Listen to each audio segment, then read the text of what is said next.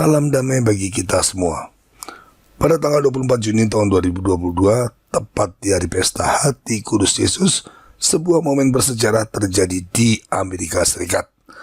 Mahkamah Agung Amerika Serikat membatalkan keputusan Mahkamah Agung sebelumnya dalam kasus Roe vs Wade yang sejak tahun 1973 atau hampir 50 tahun yang lalu telah menjadi dasar bagi legalisasi aborsi. Kasus Roe vs Wade dimulai dari tuntutan Jane Roe, nama samaran dari Norma McCorvey, yang pada tahun 1969 hamil di luar perkawinan untuk ketiga kalinya dan ingin melakukan aborsi secara aman, tetapi terhalang oleh Undang-Undang Negara Bagian Texas yang melarang aborsi. Pada tahun 1973, Mahkamah Agung Amerika Serikat akhirnya memenangkan tuntutan Jane Roe dan menyatakan bahwa hak perempuan untuk melakukan aborsi adalah bagian dari kebebasan pribadi yang dilindungi undang-undang. Keputusan sesat itulah yang sekarang dibatalkan oleh institusi yang sama pada tanggal 24 Juni lalu. Dengan keputusan tersebut, maka hak untuk melakukan aborsi kini tidak lagi dilindungi oleh hukum alias tidak legal. Keputusan ini menjadikan Amerika Serikat sebagai salah satu dari sedikit negara di dunia yang melarang aborsi, yaitu diantaranya adalah Polandia, Nicaragua, dan El Salvador. Sementara Indonesia sejak tahun 2014 berdasarkan keputusan Presiden SBY justru melegalkan aborsi untuk kasus perkosaan. Keputusan Mahkamah Agung Amerika Serikat yang membatalkan kasus Roe vs Wade ini adalah sebuah kemenangan besar bagi gerakan pro-life yang anti-aborsi. Keputusan itu sendiri sebenarnya tidak lepas dari jasa mantan Presiden Donald Trump. Dia menjadi Presiden Amerika Serikat pertama dalam sejarah yang menghadiri unjuk rasa anti-aborsi March for Life. Di masa jabatannya, dia juga mendapat kesempatan langka untuk mengganti 3 orang hakim agung Amerika Serikat dengan orang-orang konservatif yang membuat Mahkamah Agung Amerika Serikat tidak lagi dikuasai kaum liberal. Mengingat Amerika Serikat adalah negara besar yang sangat berpengaruh di dunia, maka keputusan tersebut juga berdampak global. Hal ini menjadikan keputusan tersebut secara tidak langsung menjadi kemenangan bagi ajaran Gereja Katolik yang secara konsisten menjunjung tinggi kesakralan hidup manusia sejak pembuahan. Apalagi keputusan bersejarah itu terjadi tepat di hari pesta Hati Kudus Yesus, sehingga secara simbolik dapat diartikan sebagai kemenangan hati kudus Yesus atas kultur kematian. Sebagian orang bahkan mengkaitkan keputusan ini dengan konsekrasi Rusia kepada hati tak bernoda Bunda Maria yang dilakukan Paus Fransiskus pada tanggal 25 Maret yang lalu. Maka tidak berlebihan jika mantan Presiden Amerika Serikat Donald Trump dalam wawancaranya dengan Fox News mengatakan, Tuhan yang membuat keputusan itu.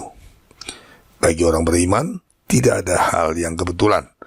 Misalnya penglihatan yang diterima Paus Leo ke-13 pada tahun 1884 dan mujizat besar Bunda Maria di Fatima pada tahun 1917 terjadi pada tanggal yang sama, yaitu 13 Oktober, bukanlah suatu kebetulan. Itu merupakan pertanda dari Tuhan bahwa kedua kejadian tersebut saling berhubungan satu sama lain. Juga kejatuhan Konstantinopel ke tangan Muslim pada tanggal 29 Mei 1453 yang bertepatan dengan Hari Raya Pentakosta bukan suatu kebetulan. Itu menunjukkan adanya campur tangan Tuhan. Kemungkinan besar berkaitan erat dengan penyangkalan sepihak Gereja Ortodoks atas hasil konsili ekumenis Ferrara Florence yang mempersatukan kembali Gereja Ortodoks ke dalam Gereja Katolik. Maka terjadinya pembatalan keputusan kasus Roe vs Wade yang bersejarah tepat di hari pesta Hati Kudus Yesus pasti juga memiliki makna khusus. Ada campur tangan Tuhan di dalamnya. Gereja Katolik mengajarkan bahwa kehidupan manusia dalam kandungan dimulai saat pembuahan. Dengan dasar ini maka aborsi pada usia berapapun sama artinya dengan pembunuhan. Meski bukan negara Katolik, Amerika Serikat bagaimanapun sedikit atau banyak dipengaruhi oleh semangat kekristenan yang memandang aborsi sebagai pembunuhan. Tetapi kemudian bencana datang pada tahun 1973 ketika Mahkamah Agung Amerika Serikat memenangkan posisi pro-aborsi dalam kasus Roe versus Wade. Ini keputusan penting yang sangat kontroversial. Mengapa? Karena ini menyangkut hak paling dasar bagi manusia yang diberikan oleh Tuhan ketika manusia diciptakan, yaitu hak untuk hidup. Jika manusia menghargai hak untuk hidup yang diberikan Tuhan, maka manusia juga akan menjadikan hukum Tuhan sebagai dasar bagi kehidupan dan sekaligus juga sebagai dasar bagi pembangunan peradaban. Maka ketika Mahkamah Agung Amerika Serikat dalam kasus Roe versus Wade memutuskan aborsi sebagai bagian dari kebebasan pribadi, hak untuk hidup bagi bayi-bayi yang tidak berdaya tidak lagi mendapat perlindungan hukum. Dan sebagai konsekuensinya, hukum Tuhan juga tidak lagi menjadi dasar bagi kehidupan manusia dan peradaban yang dibangunnya. Ini yang menjadi kontroversi dan perdebatan berkepanjangan selama puluhan tahun.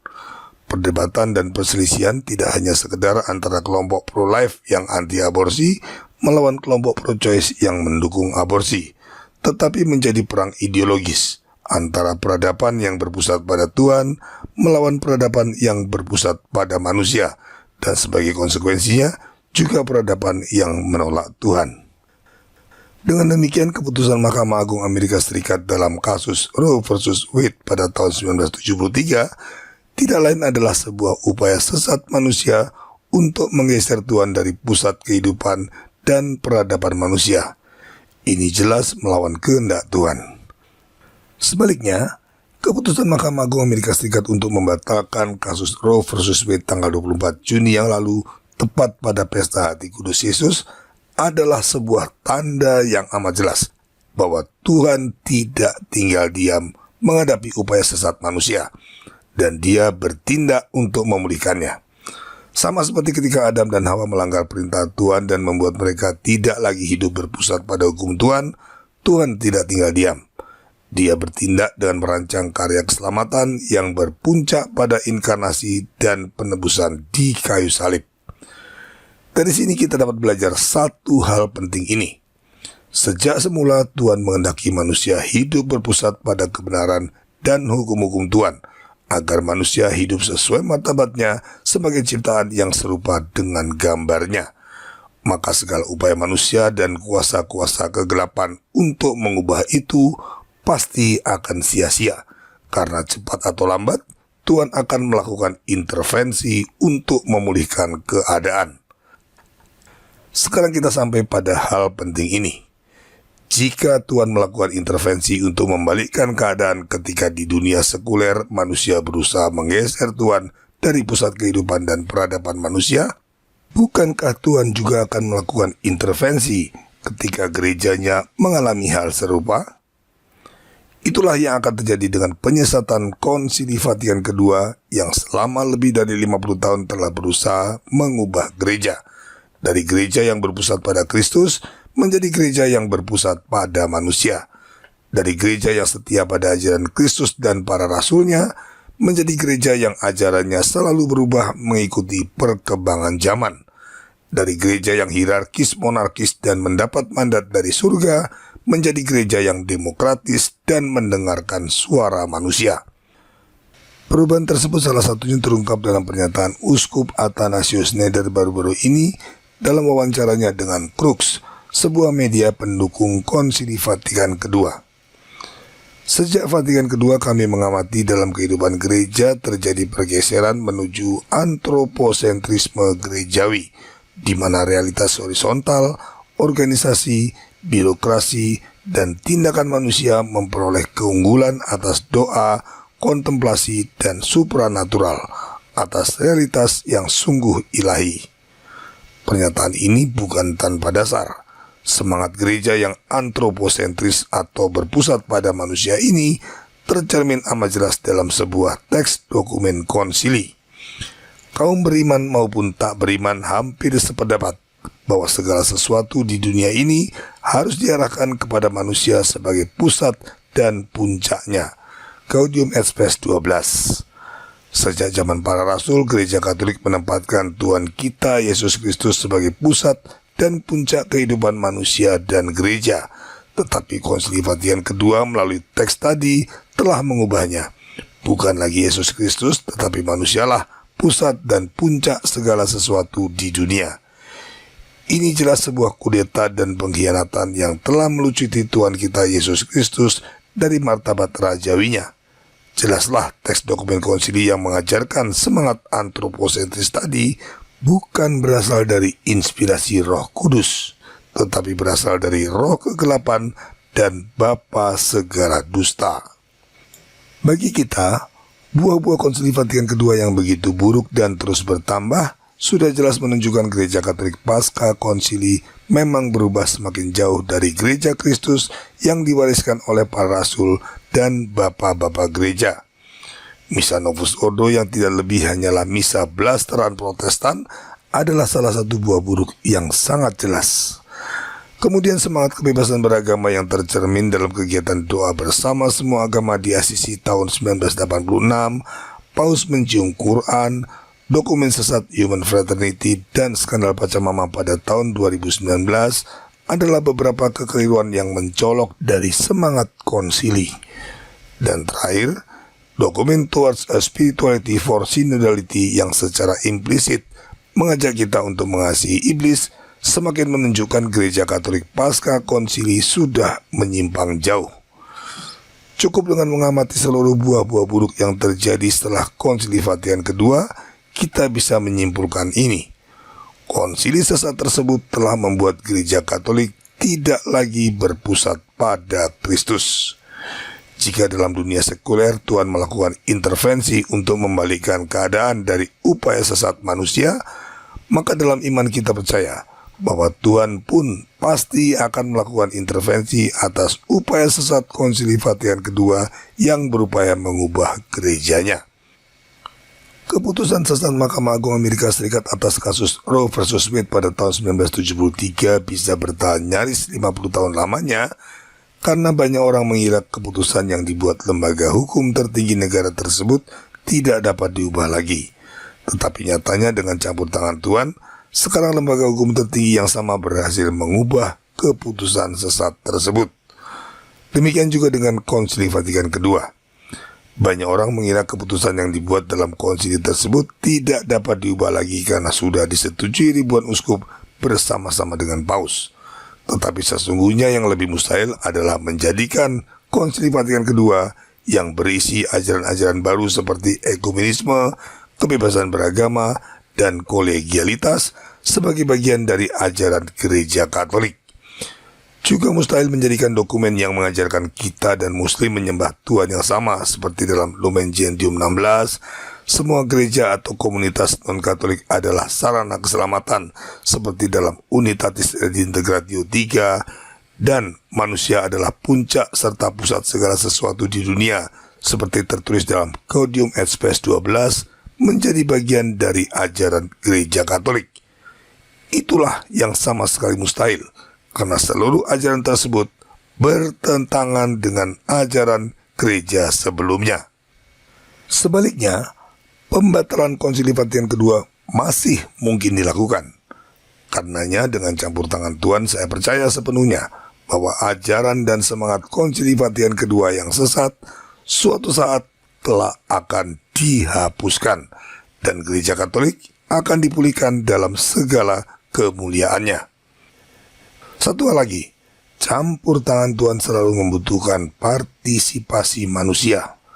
Seperti misalnya pembatalan kasus Roe versus Wade tidak lepas dari partisipasi manusia dalam bentuk kesetiaan kelompok pendukung kehidupan atau pro-life yang gigih menyuarakan sikapnya selama puluhan tahun.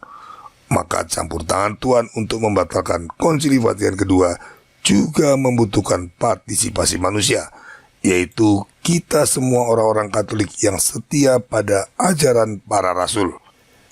Dalam Injil Tuhan berkata, "Siapa tidak bersama aku, ia melawan aku." Injil Matius bab 12 ayat 30. Maka marilah kita bergabung bersama Tuhan untuk menumbangkan Konsili Vatikan kedua yang sesat dan telah menggulingkan martabat rajawi Kristus dari gerejanya sendiri. Mari kita menjadi sisa umat yang setia pada iman para rasul dan bersama Tuhan kembali memulihkan gerejanya. cepat atau lambat Konsili Vatikan kedua akan tumbang, sama seperti tumbangnya Roe versus Wade, karena tidak ada ajaran dan hukum palsu yang dapat bertahan selamanya.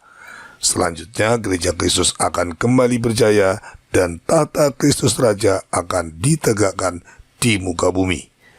Terima kasih atas perhatian Anda. Viva Cristo Rey. Hiduplah Kristus Raja. Gaudium et Spes in number 12 says that the believers and the non-believers and all kinds of churches, whatever that means, agree to the fact that the efforts of all churches are directed towards man as its summit and center. That's Satanism. That's Satan, downright Satanism. The summit and the center of all the efforts of churches is God's greater glory. And then the salvation of man. But first God's greater glory. And the summit and the center is God, not man. Documents like this cannot be accepted, and who does it ceases to be a Catholic. Therefore, if a priest of the Fraternity of St. Peter is honest and is good and is likable and lovable, he might be personally, and as much as I might appreciate his efforts to keep the old Mass going, the moment he tells me that Vatican II can be interpreted in a Catholic way, he personally might not know better, understand better, but the moment he says that, I will entirely distrust him for all kinds of theological judgments. Because then I see he does not even recognize heresy where it is so patently evident.